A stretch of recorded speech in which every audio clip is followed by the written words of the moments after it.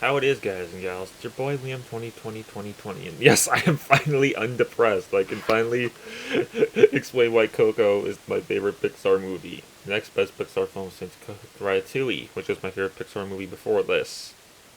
This film hits real deep, every little bit of it. The movie starts with Miguel on the cover. I forget the name the guy who does him. Explains his family's backstory of how they've 100% banned music from their family. Like, nobody can listen to music or even so much as just play it. They basically work as a shoe company. It's like, wow.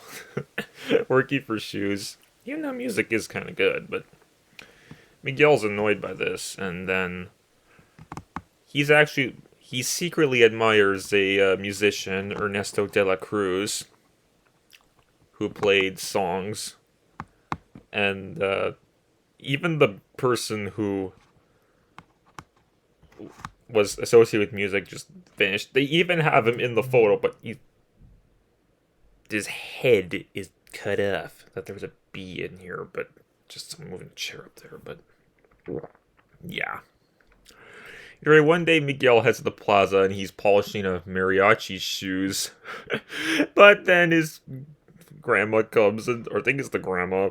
She shoos the mariachi away, and Mama Coco, who I don't know where in Miguel's family she's related to, but I think she's his great grandmother.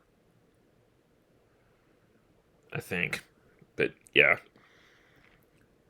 Also, the dog Dante is there. He just randomly shows up, and he even follows Miguel.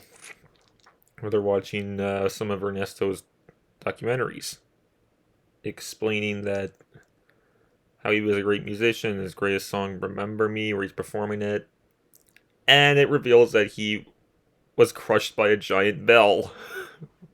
Wow. How the fuck does that even happen? But yeah, this movie's, even good movies have something that's like, how does that even happen? But yeah. He grabs a guitar that he has, and then he heads down to the family table, with Dante hiding under the table while everyone comes in. But Dante accidentally knocks over the photo with the missing person at the top. And they see that the guitar is in his hand. And then Miguel realizes, holy shit, my great-great-grandfather is Ernesto de la Cruz. He tries to play music, but then his family ends up destroying his guitar. He runs into the plaza and breaks into the church, where the coffin they somehow found Ernesto's body, and it's probably in that coffin. I don't know, they never show the inside of the coffin, because it's a kid's movie. Miguel grabs the guitar, and he's teleported into the land of the dead. Yay. Poofed. Right in there. Nuts. So then he realizes this and heads to the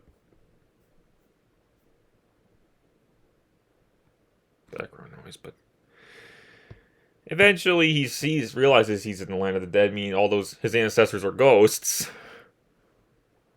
And he then meets up with them and sees their skeletons. Then we see this dude Hector who's trying to get past the border, which is a bridge which they cross made out of flower pebbles, but he ends up sinking it like it's quicksand. Eventually, it ends up but then eventually Miguel's great-great-grandmother realizes, it's like, what? Where's my photo? But it turns out Miguel took it, because obviously that's the only reason why he's in the land of the dead. And then he eventually goes towards them and says that I need a blessing to get home. And they give him the blessing. He's back in living, but then he gets teleported back after he grabs the guitar. Yeah, music is just like, literally, that's some funny stuff. This movie made me giggle. Miguel's back, and he's like, okay, you know what, I need a musician's blessing. So he decides to track down Ernesto, because he thinks that Ernesto is his great-great-grandfather. And he runs into Hector, who decides to take Miguel to Ernesto, and then Miguel's dead family gets this creature who tries to chase after Miguel, It's like, oh shit, they got a fucking flying tiger thing. Apparently Dante is also in the land of the dead as well. So then Hector decides to follow and decides, here, could you take my photo back? So that way I can see my daughter again. Which Miguel agrees if Hector takes him to Ernesto. Along the way, they reach a mini concert outside Ernesto's studio where he's going to be performing. Yes, they sold this stuff in the Land of the Dead. Which actually makes it wonder like an interesting place, but I don't want to start thinking about it, but yeah. Anyway, Miguel's family is chasing after him at a concert where Miguel's performing on stage. They don't even know how to look at the damn stage and see Miguel on there playing. That is just too funny. It's like, well, I'm pretty sure if you were in a concert, you would be able to see someone on a stage, even if it was a fucking midget. That's actually, sometimes it depends on how they portray the stupidity in films. Like, if it's something like Beavis and Butthead, it laughs. Unlike something like Tinkerbell or Shark Tale, where it's like, that is just pathetic. But no, this movie pulls it off real hard. Or even like even Grown Ups, those movies are super shitty too. But then after Miguel's done performing, his family gets on the stage and tells him, yo, we need to find our missing boy. But then Hector says, what the fuck? He's like, what the hell, dude? You said Ernesto was your only family. He was like, well, only family who is a musician. So then they decide to go. They reach the studio. Well, Miguel eventually reaches the studio by himself. After they go into a few other studios. Actually, they go into a few studios before the concert. And then Miguel gives them a suggestion. And we see one guy who is like his final death where nobody in the land of living remembers you. You're basically 100% gone. It's like, yeah, but hey, when I'm dead, people will probably remember me as they'll probably remember Liam 420. Yeah, Liam 420, guy who's obsessed with horror and a crush on Vidya from Tinkerbell. Yeah. Okay, I swear I keep saying that too much, but still. I probably should stop glowing about it in every single video I make. But they reach the studio. Miguel finds Ernesto, but he falls into a pool shaped like a guitar. It's like a guitar-shaped pool. That is some really clever placement. So Ernesto jumps in the pool to save Miguel, and Miguel says, "Hey, I'm your great-great-grandson." And Ernesto's like, "Holy shit, my great-great-grandson is here." So then they have like spending some time together, and then that night he's like, "Oh yeah, I need to get home by sunrise, or else I'm gonna be a skeleton completely." Okay, I did not think I was gonna show my nipples on camera. Okay, that was okay. Just ignore that. Yes, even though I have glowed over my belly button being creepy as fuck sometimes, just ignore that. But here's where the real shit starts. Like, real. This part is like, so basically, Ernesto's about to give Miguel his blessing to go home, and then Hector shows up saying, "Ernesto, I was gonna head home, and then you ended up giving me poison, which killed me." And that part's like, holy fuck. Yeah, the twist, yeah, Ernesto is like a really good twist villain in this movie. Much better than how Big Hero 6 pulled it off, where it's like, do you think this guy's a twist villain? Nope, it's this dude. Big Hero 6 would have been better if it weren't for that, but anyway, Ernesto and Hector start attacking each other. They start chasing after him, but then Ernesto even steals Hector's photo, and they chase him on the stage where Miguel's family meets up with the two, and then Miguel tells him, "Hey, the reason why Hector never came back is because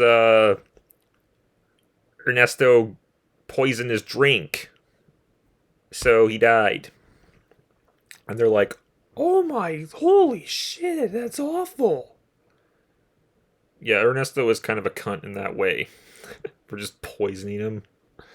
But that's why he was a great twist villain. So then he's about to perform on the stage. That's when it turns into a huge war, trying to steal back the photo. Hector's wife gets on the stage instead of Ernesto, and Ernesto's like, get her off the fucking stage. There's no another fight, and then Miguel even starts record when Ernesto starts monologuing, and literally the entire crowd hears every word they say, pretty much exposing Ernesto for what he did. It's like, yeah, and of course he gets his comeuppance, he gets booed off the stage. They're about to send Miguel home, but Ernesto grabs him, throws him off the studio, which literally everyone sees this. Also, Hector's photo ends up landing in a pond, so it's gone. But then, so then Miguel is saved by Dante, who Miguel previously shunned, saying, "You're not a spirit dog," but turns out he was a spirit dog. It's like, Wow. Wasn't expecting that. That's great. but Miguel's like, "Hector, I lost your photo. I can't get you home. I can't get you remembered." But then eventually they send him home, and then with no conditions, Miguel grabs a guitar, runs back to his house, and eventually locks his family outside. But then eventually he's told to apologize to his mama Coco, who he tried to. He's like, "Remember your papa?" And then everyone just stands there while Miguel sings "Remember Me," and it's like that. This film's real deep. Holy shit, man. This part really got me. No, it's like, and this is where I was like, "Damn, this movie's better than Ratatouille." But Ratatouille's still a good Pixar movie. Go check that out, and which came out literally 10 years before this. So then, it turns out Mama Coco actually had the cutout part of the picture that had Hector's head in it. They put that in the photograph, and Hector can now cross the border in the land of the dead. Yay! And then when they start celebrating, they have Hector as the real musician. And obviously, every statue of Ernesto is like, fuck this guy. Yeah. This is why this film is deep. Music is a really good part of life. Like, even like the lyrics. Like, let me know in the comments what you think of this movie. If you like it, if it's your favorite Pixar movie, and even let me know your favorite singer/band is, because my three favorite bands of all time are NWA, ECDC, and Smash Mouth. I don't know if that's an unpopular opinion, like he's Smash Mouth, but yeah. Smash Mouth has some good songs, so does ECDC. And I love rap. NWA is my favorite rap group. But I do listen to some Tupac, some DJ Quick. But yeah, this is why Coco is the next best Pixar film since Ratatouille. It really delves into the themes of music, which not all music is bad. It's a good thing, actually, when you think about it. But yeah, that's basically it. Please like, sub, and peace.